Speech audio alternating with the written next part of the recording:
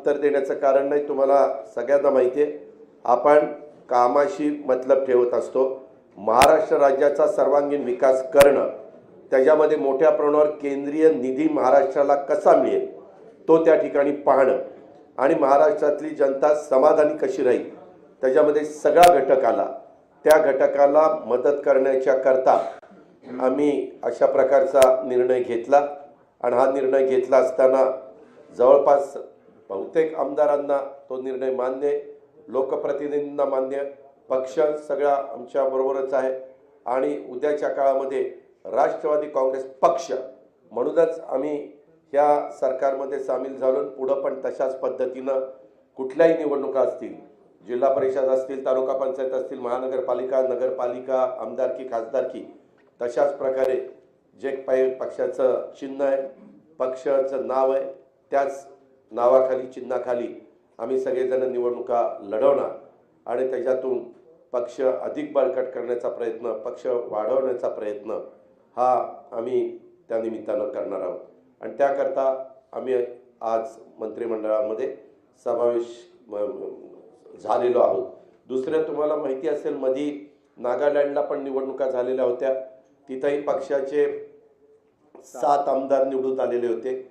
7 जणांनी निर्णय त्या बाबतीमध्ये घेतला आणि तिथं भाजपच्या बरोबर त्या ठिकाणी पक्ष त्यांच्याबरोबर तिथं गेलेले, म्हणजे सगळे आमदार पक्षाची मान्यता घेऊन तिथं गेलेले आहेत।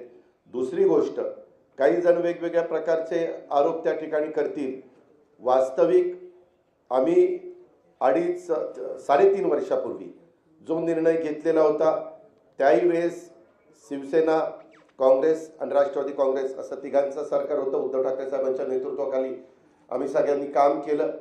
त्याच्यामध्ये जातीयवादी म्हणण्याचा अधिकार जर आम्ही शिवसेनेबरोबर जाऊ शकतो तर आम्ही भारतीय जनता पक्षाबरोबर पण जाऊ शकतो, त्याच्यामध्ये तिथे कुठं अडचण नाही। नागालँडमध्ये आम्ही जाऊ शकतो, तर राज्याच्या सर्वांगीण विकासाच्या करता शेतकरी, कष्टकरी, कामगार, आदिवासी, मागासवर्गीय, अल्पसंख्याक हा सगळा जो घटक आहे, ह्या सगळ्या घटकाला न्याय देण्याच्या करता आम्हाला अनेक वर्ष प्रशासनाचा अनुभव आहे। त्या अनुभवाचा कसा फायदा आपल्याला करून देता येईल, आमच्याकडे जी डिपार्टमेंट येतील आज किंवा उद्या मुख्यमंत्री महोदयांचा तो अधिकार असतो, ती डिपार्टमेंट घेतल्यानंतर ताबडतोब आम्ही त्या कामाला झोकून देणार आणि ते काम करत असताना पक्षवाढीच्या करता देखील आम्ही आमचं सर्वस्व त्या ठिकाणी पणाला लावणार आणि पक्ष अधिक मजबूतीनं पुढे नेण्याचा प्रयत्न करणार, अशा प्रकारचा मनोदय आमच्या सर्वांचा आहे। आज काही जण पोहोचू शकले नाहीत, काही परदेशात आहेत, परंतु त्यांच्याशी पण मी फोनवर संपर्क साधला, विशेषतः मी लोकप्रतिनिधींच्या बाबतीमध्ये बोलतोय, त्यांच्याशी पण संपर्क त्या ठिकाणी साधला, त्यांनी पण त्याला मान्यता दिली। काही जण आज संध्याकाळपर्यंत पोहोचतील आणि अशा पद्धतीनं सगळे मिळून हा निर्णय घेतलेला आहे।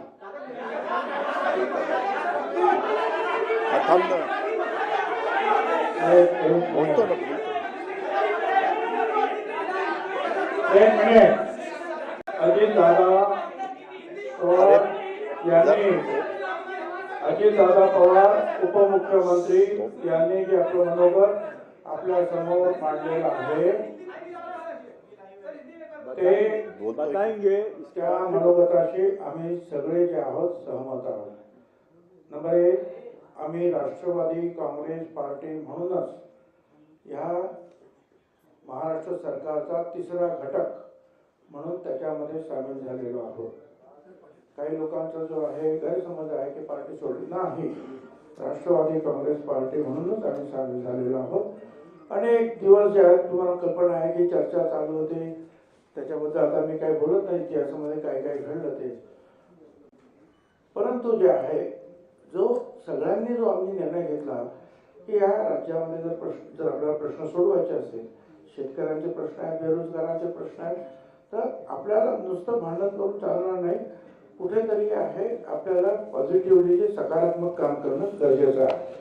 आम्ही तो निर्णय घेतला। एक नक्कीच आहे की या देशाचे प्रधानमंत्री मोदी साहेब त्यांच्यावर आम्ही अनेक वेळा टीका पण केली, पण हे नाकारता येत नाही की आज अतिशय मजबूतीनं देशाचं नेतृत्व त्यांच्या हातामध्ये अतिशय सुखरूप आहे आणि ते जी कामं आहेत विकासाची, मग महाराष्ट्र सरकार असो किंवा भारत सरकार असो, विकासाच्या कामाला ताबडतोब निर्णय घेऊन किंवा जे काही अनेक प्रश्न जे आहेत त्या किचकट प्रश्नावर सुद्धा निर्णय घेऊन त्यांनी समाधान करण्याचा प्रयत्न केलेला आहे. विशेषतः माझ्यापुरतं तर बोलायचं झालं तर ओबीसीचे तर अनेक प्रश्न आहेत, अनेक प्रश्न आहेत आमच्या ओबीसीचे. आता हे ओबीसीचे प्रश्न जे आहेत हे जर सोडवायचे असतील तर भारत सरकार आणि राज्य सरकार यांच्या सहकार्याशिवाय तर सुटणारच नाही.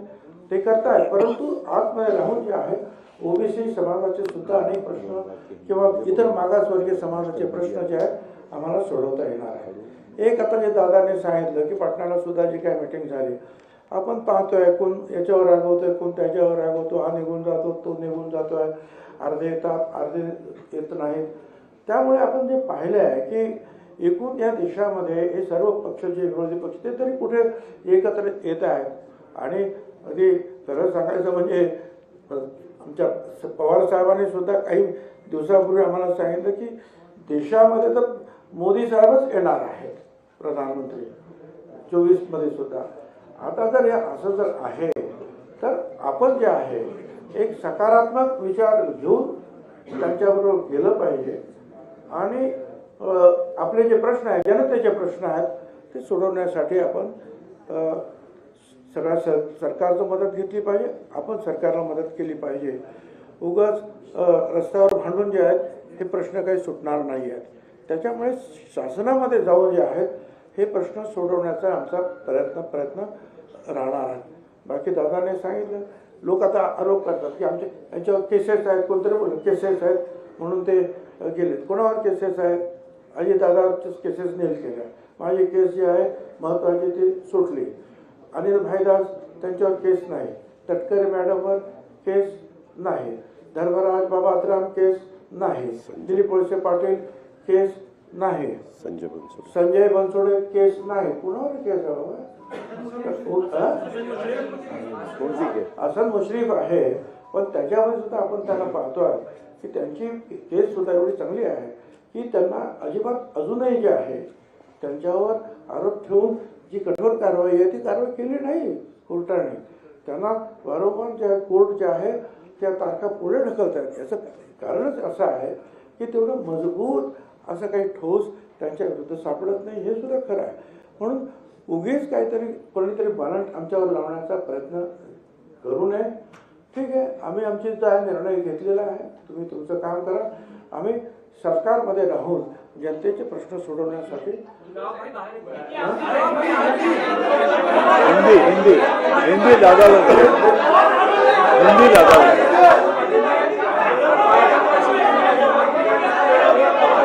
अरे भाई एक बोलेगा तो समझेगा. मेरा आपको ये कहना है, आप एक मिनट, अरे सुनो तो भाई, अरे हिंदी में बोल रहे हैं ना. इसमें आपने अपना भारत देश जब स्वतंत्र हुआ 1947 से, तब से आपने देखा तो कोई एक लीडर के नेतृत्व में देश आगे बढ़ता है. शुरू में अलग था, पंडित जवाहरलाल नेहरू जी के नेतृत्व में देश जब काम कर रहा था, देश में जब ये लोग काम कर रहे थे तो सरदार वल्लभ भाई पटेल, बाकी के जो लोग बहुत से थे, उन्होंने सबने मिलके वो देश चलाया. उसके बाद लाल बहादुर शास्त्री, इनका नेतृत्व आया. उसके बाद इंदिरा जी का नेतृत्व आया. इमरजेंसी के वक्त इंदिरा जी को अपने देश के लोगों ने थोड़ा सा बाहर उनको हरा दिया था, वो खुद भी हार गई थी. लेकिन उसके बाद वापिस जो लोग इकट्ठा हुए अलग अलग पार्टियों के, जिसको हम खिचड़ी बोलते हैं, वैसा हुआ. वो गवर्नमेंट ज़्यादा चला नहीं, 2.5 साल के अंदर ही चुनाव हुए.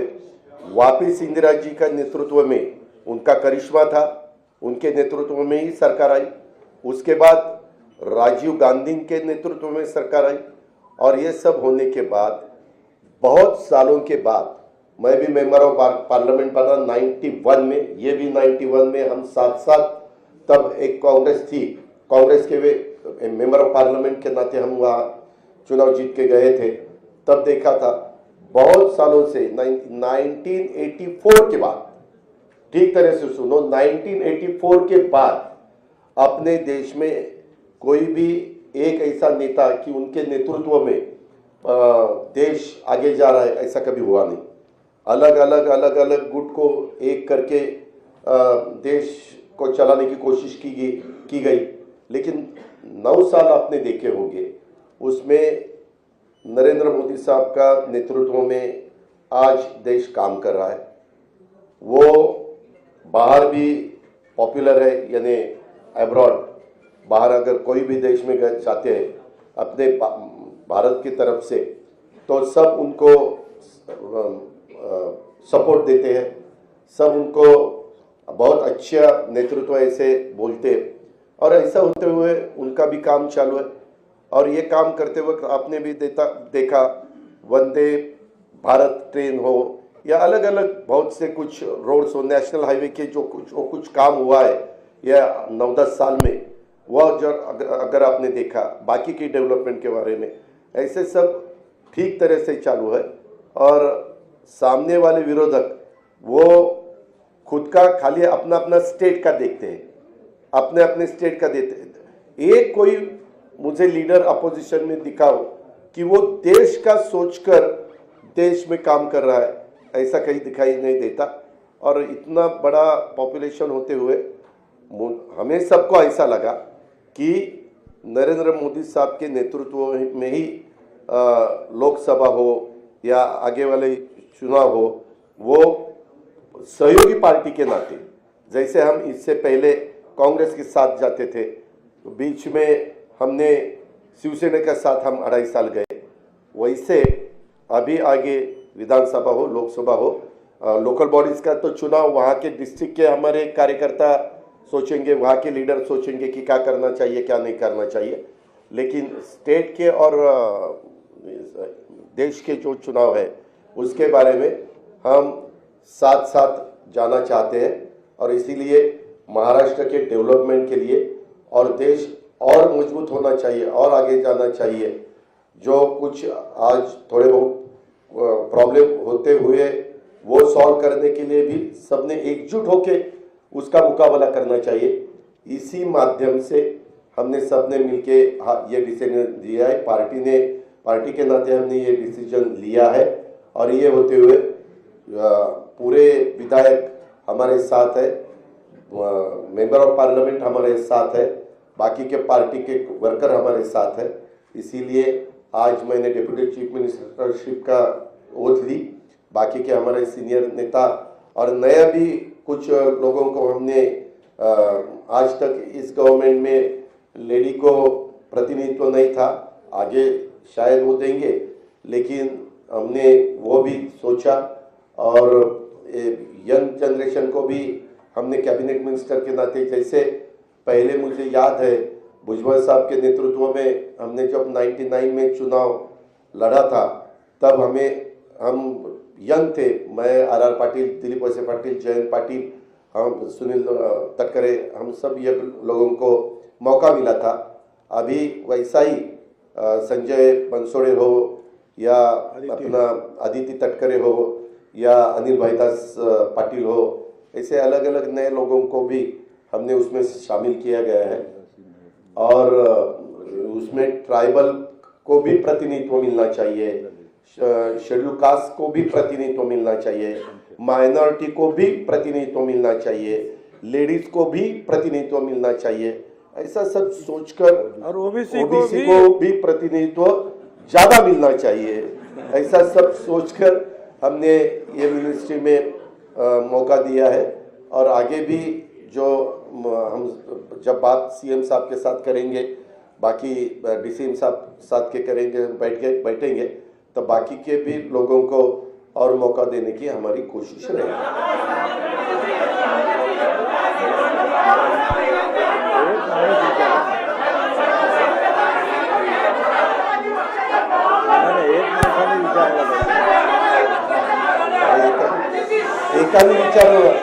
एकाने विचारलं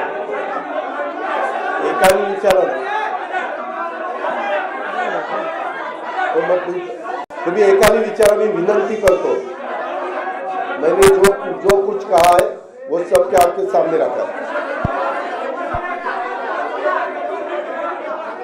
काय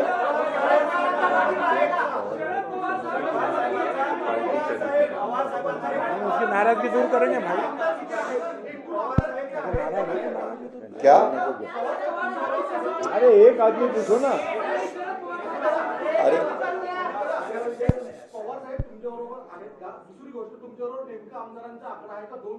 चाळीस लोकांच्या तर सह्या झाल्या. आमच्याकडं सर्व आकडा आहे. आम्ही काय, एक मिनिट, आकडा काय, आमच्या बरोबर सगळे आमदार आहेत. आपण काळजी करू नका. आकडा सांगायला काही मटक्याचा आकडा काढायचा नाही आपल्याला, त्याच्यामुळं तुम्ही तो काही विचार करू नका. सगळेजण आमच्याबरोबर आहेत, पार्टी आमच्याबरोबर आहे. आम्ही सगळ्यांना त्या ठिकाणी सांगितलं, वरिष्ठांना पण सांगितलं, डेमोक्रेसीमध्ये बहुमताला त्या ठिकाणी महत्त्व दिलं जातं. ही आजपर्यंतची परंपरा आहे आणि त्या पद्धतीनं पाठीमागच्या काळामध्ये देखील काँग्रेसमधनं राष्ट्रवादी काँग्रेस पार्टी बाजूला आली आणि नवी पार्टी उभी राहिली. त्यावेळेस भुजबळसाहेब, प्रफुल्लभाई ह्या सगळ्यांनी साथ दिली आणि पार्टी पुढे गेली. त्याच्यानंतर वेळोवेळी पार्टीनं अनेकदा वेगवेगळे निर्णय घेतलेले 24 वर्षामध्ये आपल्यालाही सगळ्यांना माहिती आहे. आता बऱ्याच 24 वर्षामध्ये पाणी वाहून गेलेलं आहे. आता नवीन नेतृत्व पण पुढे आलं पाहिजे आणि महाराष्ट्रातले प्रश्न सुटले पाहिजे, शेतकऱ्यांचे प्रश्न सुटले पाहिजे. कारण गेले 1 वर्षभर विरोधी पक्ष नेता या नेत्यांनी काम करत असताना किंवा भुजबळसाहेब आणि बाकीचे सगळेजण विरोधी पक्षाचे आमदार म्हणून काम करत असताना आम्ही फार बारकाईनं वेगवेगळ्या समस्या पाहिलेल्या आहेत. उद्याच्याला ज्यावेळेस कॅबिनेट होईल बुधवारी वगैरे, तर त्यावेळेस आम्ही ते मुद्दे समोर आणून सरकारच्या माध्यमातून ते वेगवेगळे विषय हाताळण्याचं काम करू, दिलासा देण्याचं काम करू आणि त्याच्यामध्ये कुठल्याही परिस्थितीमध्ये असे कुठले विषय येणार नाही की ज्याच्यातनं आम्ही 3 पक्षाचं सरकार सरकार चालवत असताना त्याच्यात कुठल्या अडचणी निर्माण होतील. कारण कधी एकत्रपणे तुम्ही बघितले, महाराष्ट्रात एका पक्षाचं सरकार येण्याचे तर दिवस संपलेलेच आहेत, सगळ्यांनी प्रयत्न करून पाहिला आणि त्याच्यामुळे साहजिकच काही सहकाऱ्यांना बरोबर घेऊनच सरकार बनवावं लागतं. हे 90 पासून आपण बघत आलेलं आहात.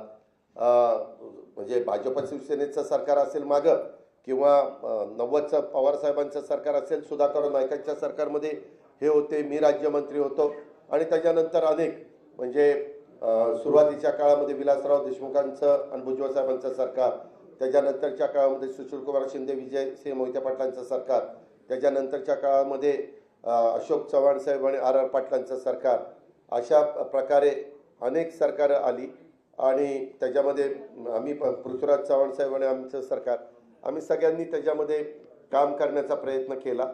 त्याच्यानंतरच्या काळामध्ये काही गोष्टी बदलल्या.